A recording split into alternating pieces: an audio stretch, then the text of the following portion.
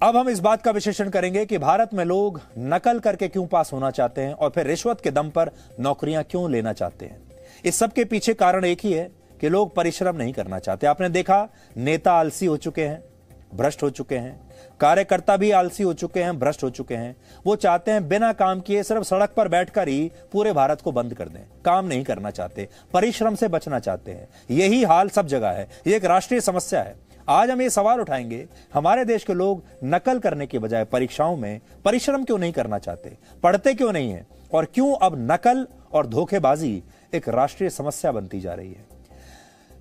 वर्ष 2021 के global innovation index में भारत 132 देशों में 46वें नंबर पर है। इनोवेशन का मतलब होता है किसी नई चीज की खोज, यानी भारत इस रैंकिंग में बहुत पीछे है। लेकिन नकल करने के मामले में भारत के लोग हर दिन नए नए इनोवेशन कर रहे हैं, खोज कर रहे हैं और नई नई टेक्नोलॉजी अब नकल करने के लिए आ रही है। और अब परीक्षाओं में नकल करवाने के लिए जो नई खोज है वो है ब्लूटूथ लगी हुई चप्पल।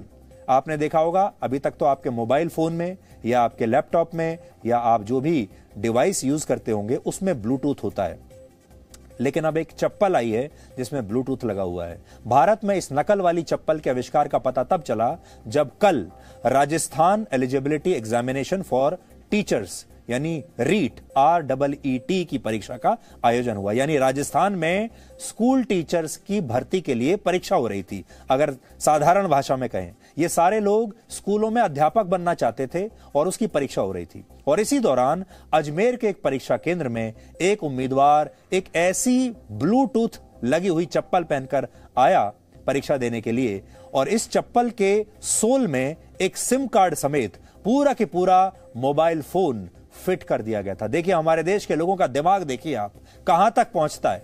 इतनी अगर उन्होंने ताकत और दिमाग पढ़ाई में लगा लिया होता तो शायद टॉप कर जाते, लेकिन पढ़ाई करनी नहीं थी, इसलिए पूरा दिमाग नकल में लगा लिया। इस उम्मीदवार ने अपने कानों में एक छोटा सा ब्लूटूथ डिवाइस लगा रखा था जो चप्पल में छिपे इस मोबाइल फोन से कनेक्टेड था, और इसी की मदद से यह उम्मीदवार बाहर खड़े एक व्यक्ति की आवाज सुन रहा था जो क्वेश्चन पेपर हल करने में इसकी मदद कर रहा था। यानी क्वेश्चन पेपर के जो जवाब थे वो फोन पर उसे बता रहा था। चप्पल में ब्लूटूथ लगाकर फोन चिपकाया हुआ था और कान में एक दूसरा हियरिंग डिवाइस लगाया हुआ था।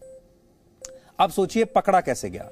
पुलिस को इसकी सूचना पहले ही मिल गई और जब इसी आधार पर इस व्यक्ति की गिरफ्तारी हुई तो ब्लूटूथ चप्पल के जरिए नकल कराने का पूरा एक गिरोह पकड़ा गया और यह पूरा की पूरा गिरोह सामने आ गया। इसके साथ ही बीकानेर और सीकर से भी इन ब्लूटूथ स्लीपर्स के जरिए नकल करने वाले और नकल कराने वाले करीब 40 लोगों को गिरफ्तार किया गया है। जिसने ब्लूटूथ का आविष्कार किया होगा, जिस व्यक्ति ने, उसने भी नहीं सोचा होगा कि एक दिन इस टेक्नोलॉजी का इस्तेमाल भारत में परीक्षा में नकल करने के लिए होगा। पुलिस का कहना है कि इन चप्पलों को दिल्ली में तैयार किया जाता है और इन्हें परीक्षा देने वाले उम्मीदवारों ने 6 लाख रुपए देकर खरीदा था। 6 लाख की चप्पल है। अब आप सोचिए कि राजस्थान में शिक्षकों की भर्ती की परीक्षा वो लोग देते हैं जो भविष्य में शिक्षक बनना चाहते हैं, जिन पर छात्रों को पूरी ईमानदारी से पढ़ाने की जिम्मेदारी है और जिनसे उम्मीद की जाती है कि ये छात्रों को नकल करने से रोकेंगे, परिश्रम करना सिखाएंगे। लेकिन क्या ऐसा होगा? ये वो लोग हैं जो टीचर बनने से पहले ही चीटर बन गए। विडंबना है कि अंग्रेजों के इन दोनों शब्दों को थोड़ा सा आगे पीछे करने से टीचर शब्द चीटर बन जाता है और चीटर शब्द टीचर बन जाता है। नकल एक गंभीर मुद्दा है, लेकिन राजस्थान में जो हुआ वो किसी मजाक से कम नहीं। और ये उन सारे छात्रों के साथ मजाक है, उन सारे छात्रों के मां बाप के साथ मजाक है जो पूरी मेहनत के साथ, निष्ठा के साथ पढ़ाई करके पूरे साल इम्तिहान देते हैं।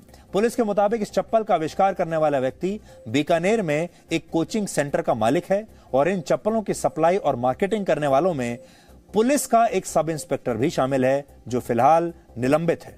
यानी एक टीचर नकल कराने वाले उपकरणों का आविष्कार करने में शामिल हो गया। एक पुलिस इंस्पेक्टर जिसकी ड्यूटी थी इसे रोकने की, वो इसे रोकने की बजाय इन उपकरणों की मार्केटिंग में लग गया और इसके उपभोक्ता वो लोग बन गए जो खुद भविष्य में टीचर बनना चाहते थे। हमारे देश में नकल अब एक उद्योग बन चुका है। कुछ लोग नकल करके परीक्षा में पास होना चाहते हैं तो कुछ लोग ईमानदारी से परीक्षा देना चाहते हैं, लेकिन कई बार भाग्य और सिस्टम ईमानदार लोगों का साथ नहीं देता। ऐसा ही इसी परीक्षा में शामिल होने आई एक महिला उम्मीदवार के साथ हुआ। यह महिला सीकर के परीक्षा केंद्र पर 10 मिनट पहले पहुंच गई थी, लेकिन इसे वहां मौजूद गार्ड ने कहा कि वो गलत गेट पर आ गई है, उसे दूसरे गेट से अंदर जाना होगा। दूसरा गेट दूर था, इसलिए यह महिला दूसरे गेट पर प्रवेश के समय से 5 मिनट लेट पहुंची और इसी वजह से इसे अंदर प्रवेश नहीं करने दिया गया।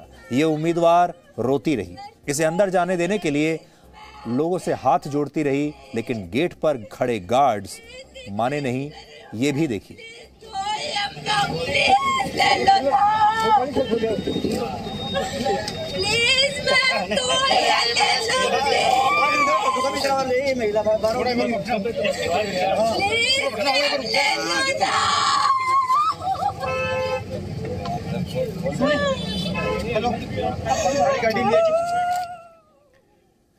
ये एक महिला उम्मीदवार है, इसने नकल नहीं की, ये चीटिंग नहीं करना चाहती, समय से पहुंची थी, एक गलतफहमी हो गई, गलत गेट पर चली गई।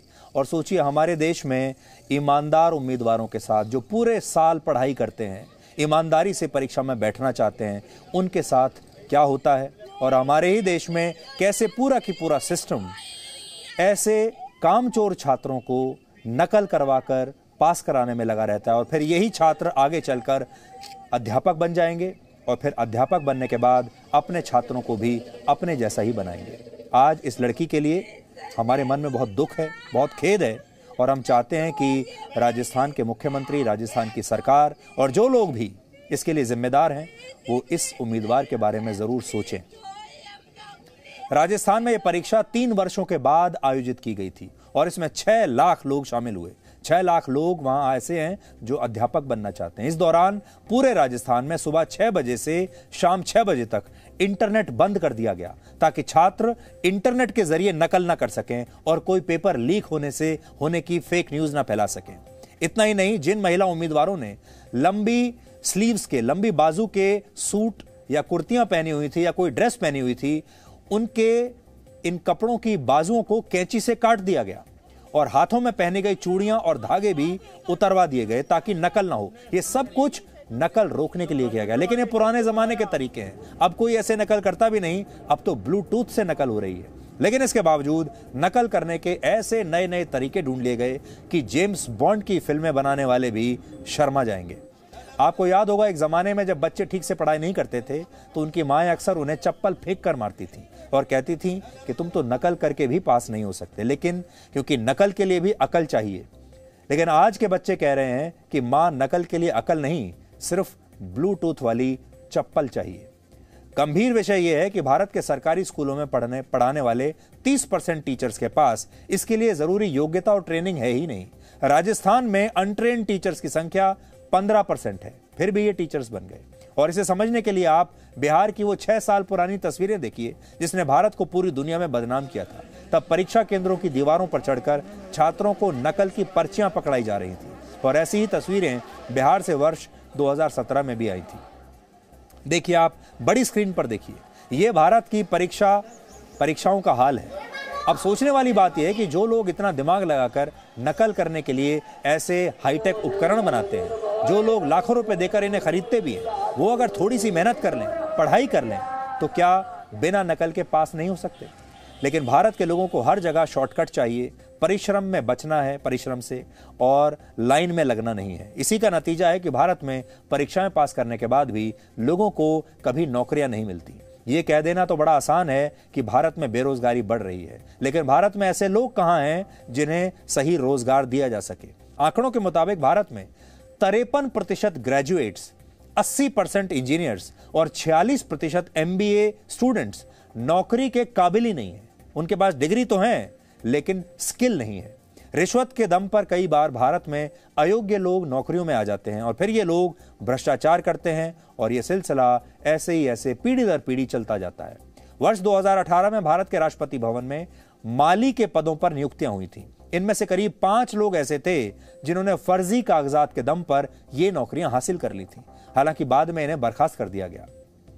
2 साल पहले गुजरात हाईकोर्ट में चपड़ासी के 1100 पदों के लिए आवेदन मंगाए गए।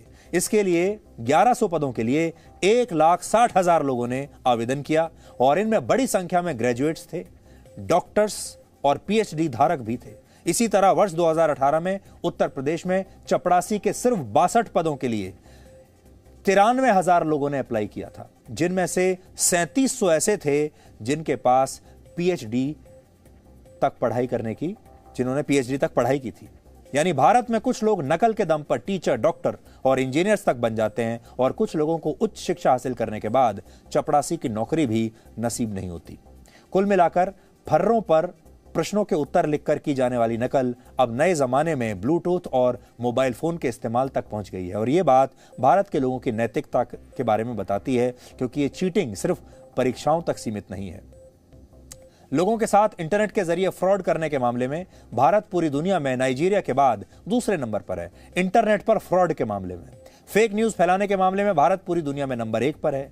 भारत में लोग रिश्तों के साथ भी धोखाधड़ी यानी चीटिंग करने से कभी पीछे नहीं हटते। भारत में 5 लाख लोगों पर किए गए एक सर्वे में 55% पुरुषों ने और 56% महिलाओं ने यह बात मानी कि उन्होंने अपने जीवन साथी के साथ कभी ना कभी चीटिंग की है, यानी उसे भी धोखा दिया है।